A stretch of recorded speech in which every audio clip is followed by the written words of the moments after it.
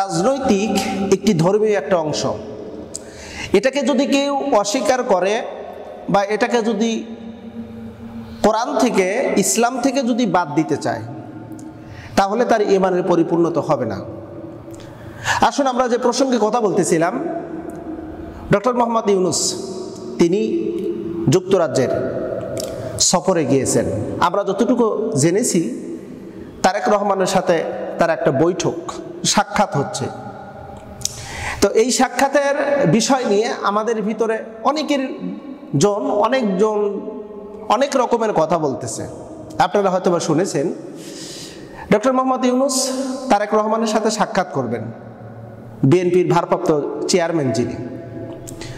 এখন কেউ বলতেছে যে ডক্টর মোহাম্মদ ইউনূস তারেক রহমানকে ক্ষমতা দিয়েছে, কেউ বলছে তাকে সরকার গঠন করতে বলেছে, কেউ সোশ্যাল মিডিয়াতে বিভিন্ন রকমের কথা বলতেছে।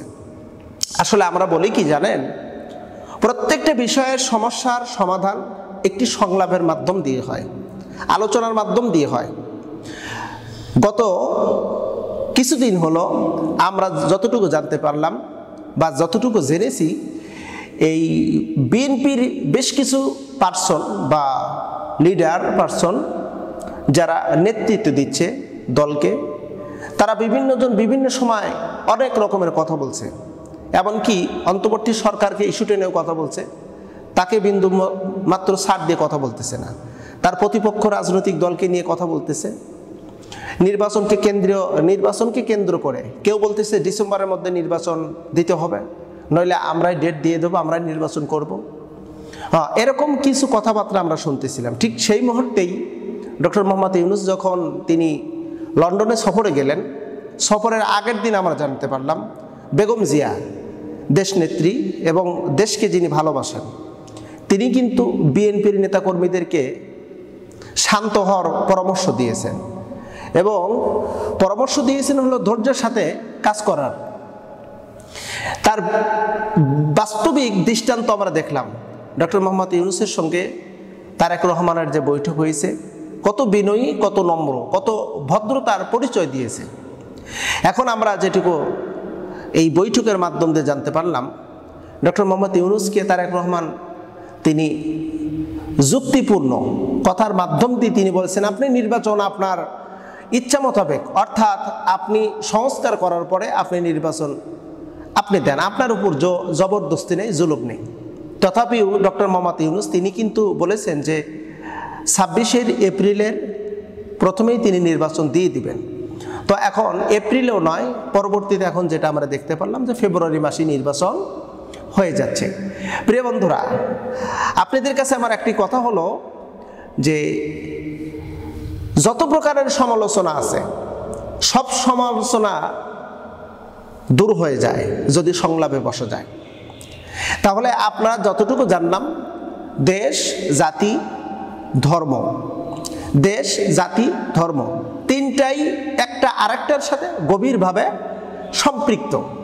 যদি কোনো ব্যক্তি ধর্মকে দেশ জাতি থেকে আলাদা করে তাহলে বুঝবো যে তার ভিতর ধর্মীয় জ্ঞান কম আছে।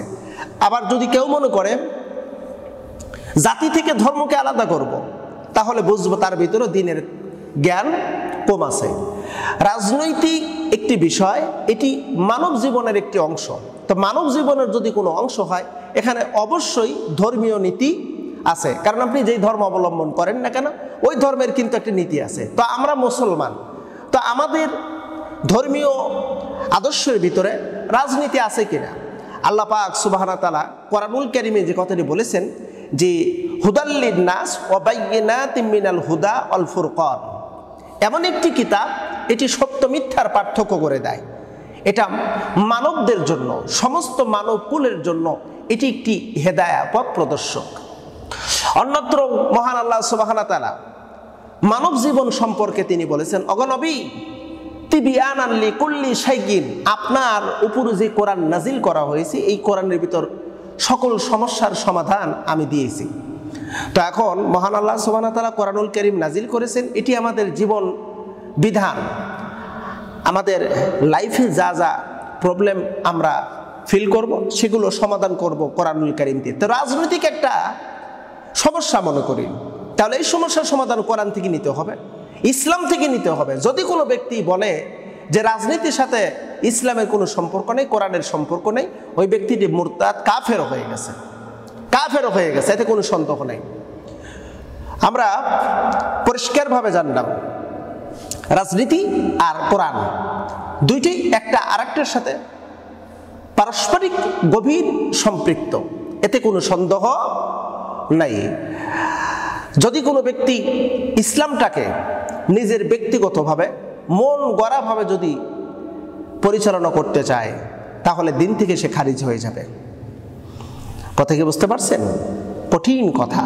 যে ব্যক্তি ইসলামকে নিজের মন মতো করে সাজাতে চায়, ইসলামটাকে নিজের মন মতো করে চালাতে চায়, তাহলে ওই ব্যক্তিটা কাফের হয়ে যাবে।